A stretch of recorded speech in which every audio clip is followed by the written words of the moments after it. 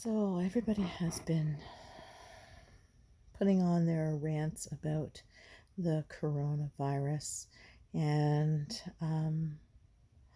I thought it was time I said my piece. And actually, it's not a rant that I wish to share, but it is indeed just that piece. So when I first heard about the coronavirus affecting our children by by the southeast, the eastern, no, sorry, Ontario closing all of the schools for 2 weeks after March break.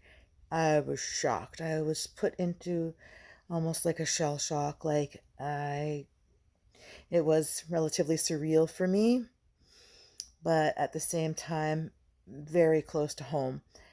Up until that point, I had heard about the coronavirus, and as a believer in Jesus and reading the Bible and especially the book of Revelations, and another friend who is a Christian happened to say, oh, well, the population, this was foretold in the Bible, and that the population would be decreased by half.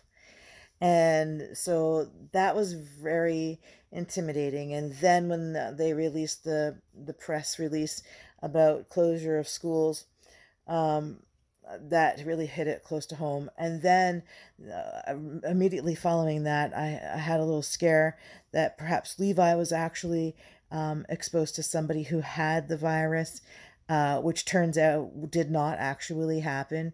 The person was then found to be um, not not at risk, and so therefore neither was Levi. But what it did is it put me into an emotional tailspin, and it took my very powerful faith that I have been gifted with, and it really it took it away from me, and I really began to have live with a spirit of fear. And probably the worst part about it was that Levi was also feeling um, that same spirit of fear, and I was trying to pull myself out of the anxiety and the fear so that I could encourage him to have the faith that I was grappling to keep my own self.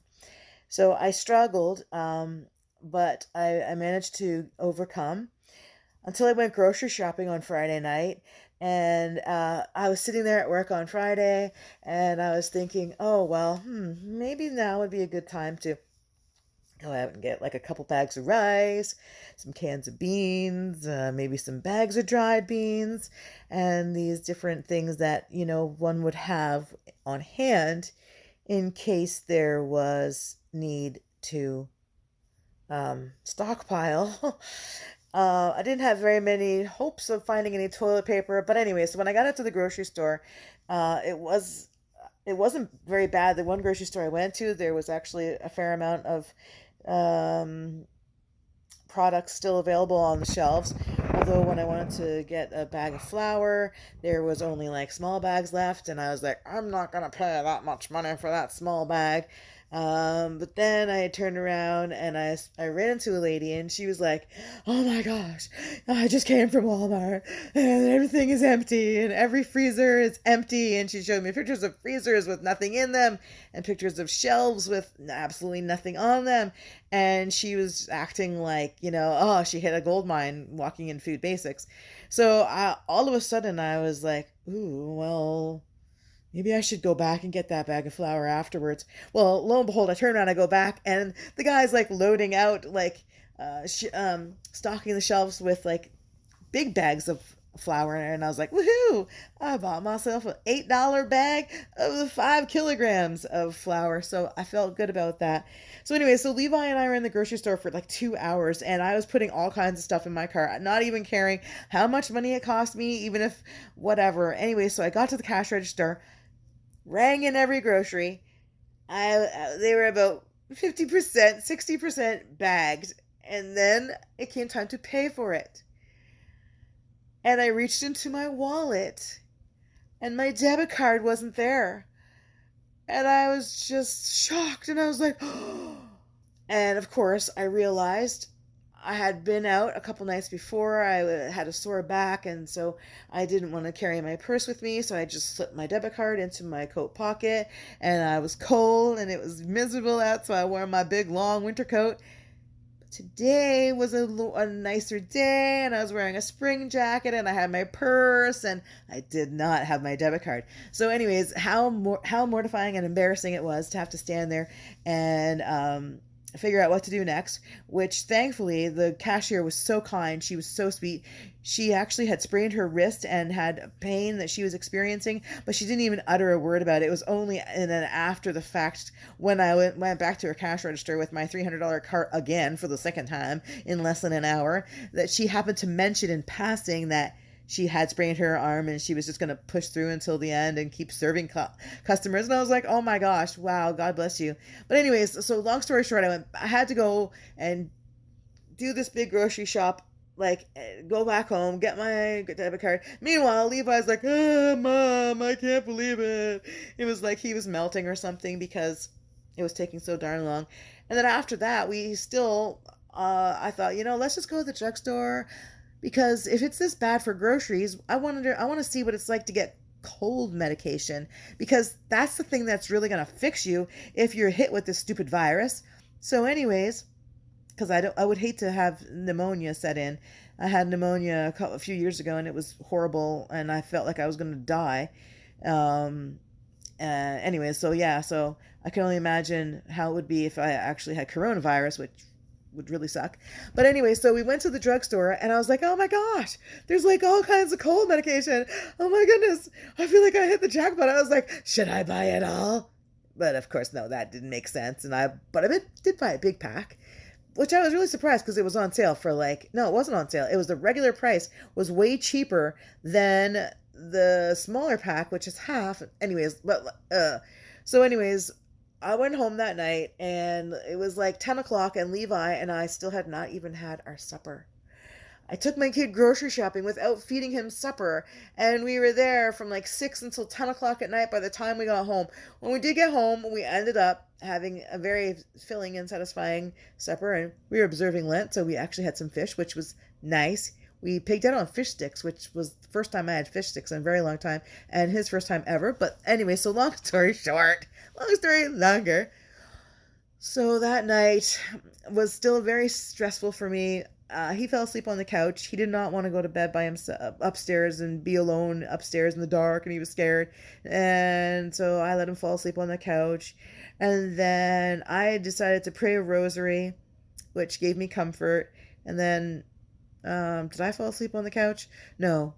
He ended up waking up and went upstairs, and then I went to bed upstairs too. So anyway, Saturday morning, I'm just looking, this time is getting kind of long. Saturday morning, I woke up and I was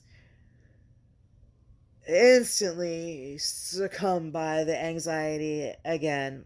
And I had to force myself to overcome it.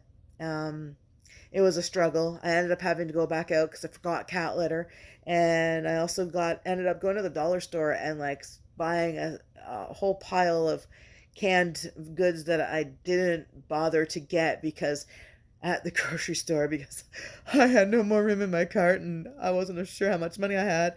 Dollar store was actually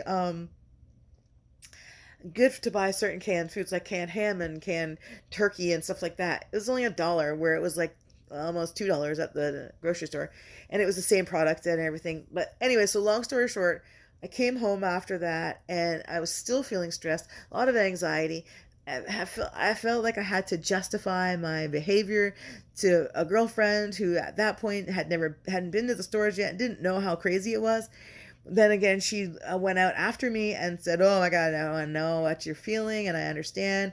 And then I felt validated in my anxiety, but still, all the same, this anxiety was really gripping me by this point, and I was starving and I was shaking because I was so hungry. And anyways, I came home and I ate and I was shaking still, and it was just like, and I thought, I have got to get this under control. So what did I do? I went upstairs and I cleaned my bathroom. I emptied the litter box. I wiped down the toilet. I disinfected. I was about to clean the shower, but then Levi came in with some friends and they were playing. And, the one thing that helped me earlier was talking to Levi and trying to, put the facade on for him that it was going to be okay and give him the faith that I had lost. And having him around was a real comfort to me. It was just like, oh, because I could rest in like the joy of child being around a child. It's a gift. And then Saturday, I went to St. Paul's in the afternoon, and they had originally planned this evening where kids they make a meal, and then mom comes after and gets to eat the meal, which was really exciting. And I was really apprehensive because I was like, "What about all this Corona stuff?" And they ended up still having it, and so when I went there, I wasn't sure about it, but I brought the kids in and we brought his friend lives across the street. We were supposed to bring another kid, but they canceled because of the coronavirus scare. And when I went there, it was just so wonderful because it was like it was like Corona had not touched the coronavirus scare had not touched these little souls. And even though they might have been concerned about it, might have had to miss out on school or miss out on some birthday party or something, they still got to come to church, and they still got to prepare a meal, and they still got to like do something to make their parents so proud. And it was really so beautiful. And that was St. Paul's. Give a little plug there. Anyways, so that really restored my soul a lot. And then I got an email once I got home, and it was from St. Francis, my actual church that I go to now, the Catholic Church. And I was so apprehensive, and I was like, oh, what's it going to be like Sunday morning if there's no church because St. Paul's isn't having a worship service.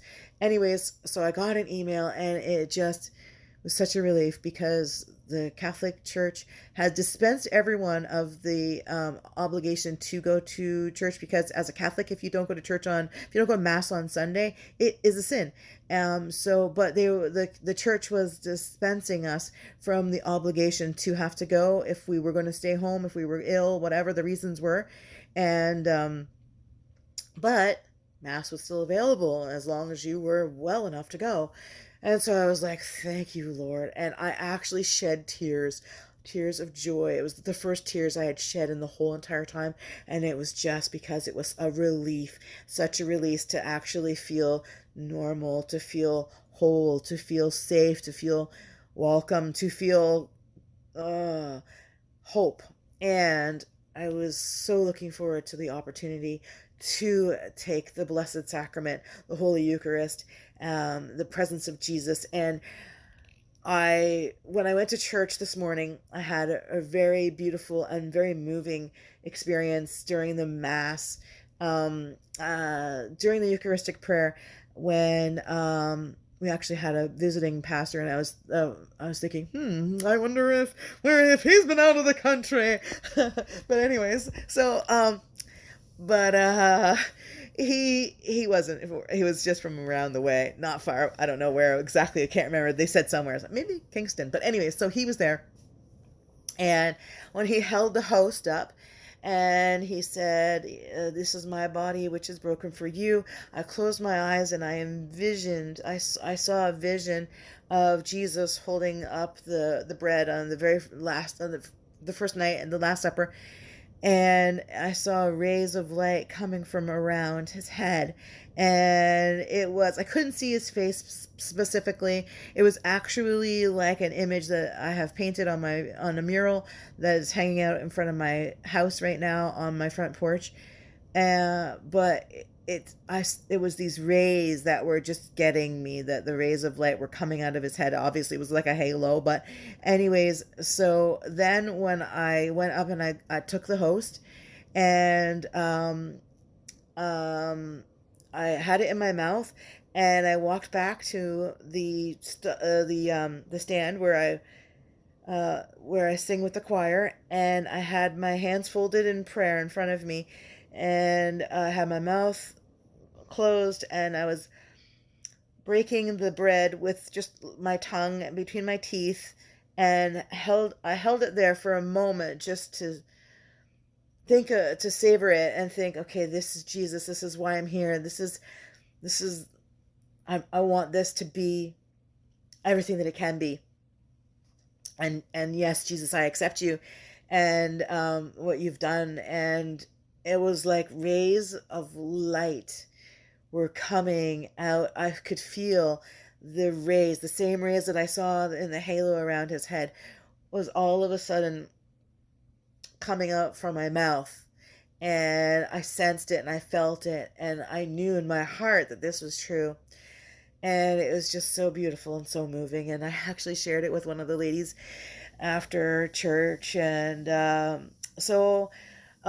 the end of Mass, Father Justin got up and gave the announcements for the week. And he said that at 3 o'clock we were going to have confession.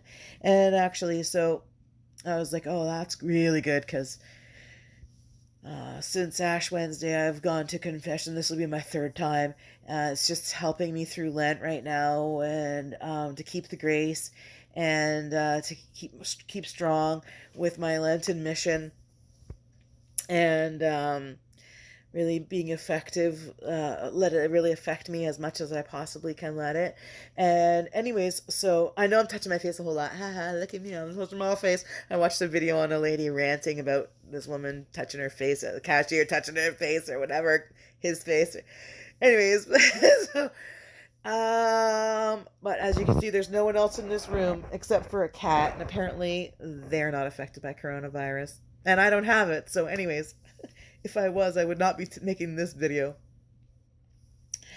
But anyway, so long story short, I had been watching videos just last couple days, and they were saying what we can do as Catholics in the face of Corona and in this time.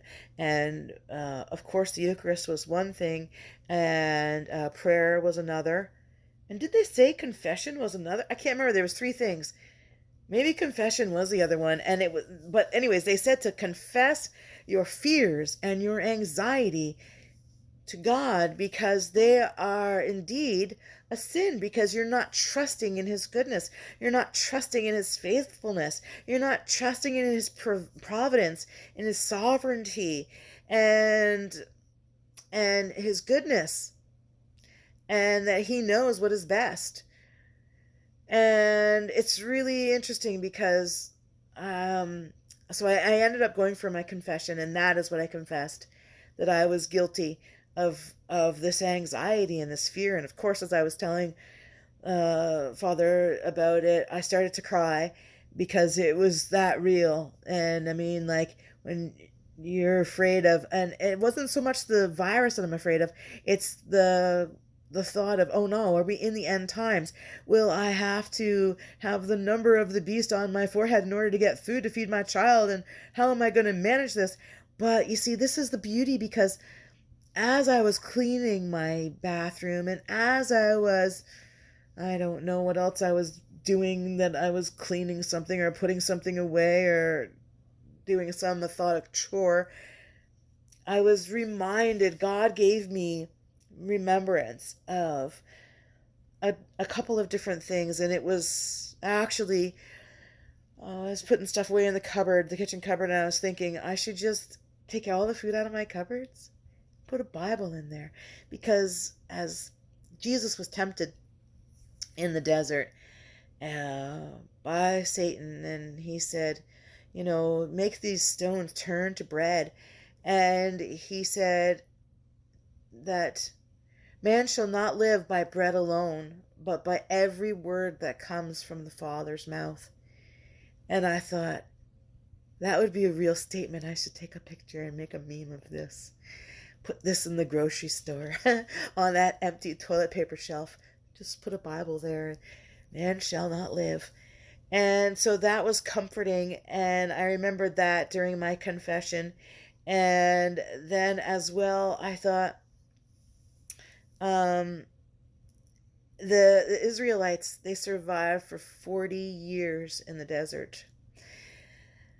wandering in the desert, and they never even made it to the promised land because until they all died off, all those who doubted and feared. Actually, that's just coming to my memory right now. But even though they doubted and they feared, and they grumbled and complained, and they'd rather go back to Egypt and remain in slavery than to be free and be in the wilderness, the Lord still provided for them. He provided manna, which is bread from heaven. And they couldn't save it up because if they saved it up, it would turn to worms by sunset. If they saved it, they had enough that they could eat, but if you held it past noon, it would turn into worms and you could not save it. And not only were they provided bread from heaven, but they were also provided quail. There would be all of a sudden, they'd wake up in the morning and there'd be all these birds just laying there, waiting to be eaten. And not only did he give them that, but he also gave them water from a rock, that Moses would tap the rock with his staff, and it was water that would come out all the time whenever they needed it. And he also gave them light. Here I've been thinking, oh, what if we have no internet? What if we have no electricity? How am I supposed to cook a bag of rice? But he gave them light even in the darkness from a pillar of cloud. And so these are things that I was reminded of. And when I went to my confession, Father Justin said, "You're reminded of the end times? You're thinking of the end times? You're afraid of the end times? Oh, what's a little plague?" There's all kinds of more things that have to happen. He starts naming all these things. The Jews, first of all, have to be converted back to Catholic, back to Christianity or something. That was the last thing he mentioned after 5 other things that he was like, and I'm like, oh yeah, okay, all right, so it's not the end times yet, it's not doomsday, no time to worry. And he's like, but even still, you don't have to worry. And so it was really refreshing, very relieving, and interestingly, my penance was to say 10 times, "Jesus, I trust in you." And it's so awesome because actually, I'm going to go grab this. When I returned to the Catholic Church after 34 years of not practicing, and I had to give my first confession, I walked in to I walked into the church and went back to the confessional booth, and standing there was a life-size painting of the Divine Mercy, and inscribed on the bottom are exactly those words. I hope this is not a mirror image, but anyways, "Jesus, I trust in you." So yes, that's a reminder. After 34 years of wandering in the wilderness, I'm finally going for my first confession. And to me, confession is actually the most, I think it's probably the fast track for grace. No, but it really does give you can feel the grace coming down when you confess. You make a good confession and an act of contrition, and really, he's there with you. Jesus is there with you. He's speaking through the Father, and he's been waiting. He's been waiting for you to come. Anyways, my battery's about to die. And I probably am at 24 minutes now, so this is going to have to go onto YouTube, and I hope this will fit.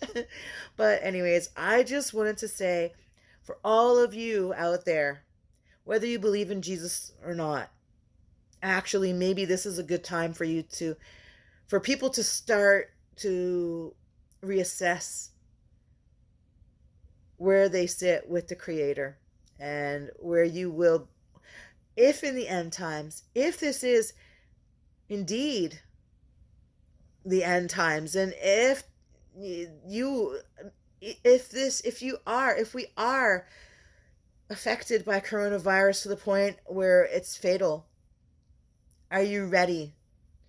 Confess. Because actually, you know what? That was what Father Justin said to me. He goes, this is what you are prepared. You're preparing right now. You're in confession.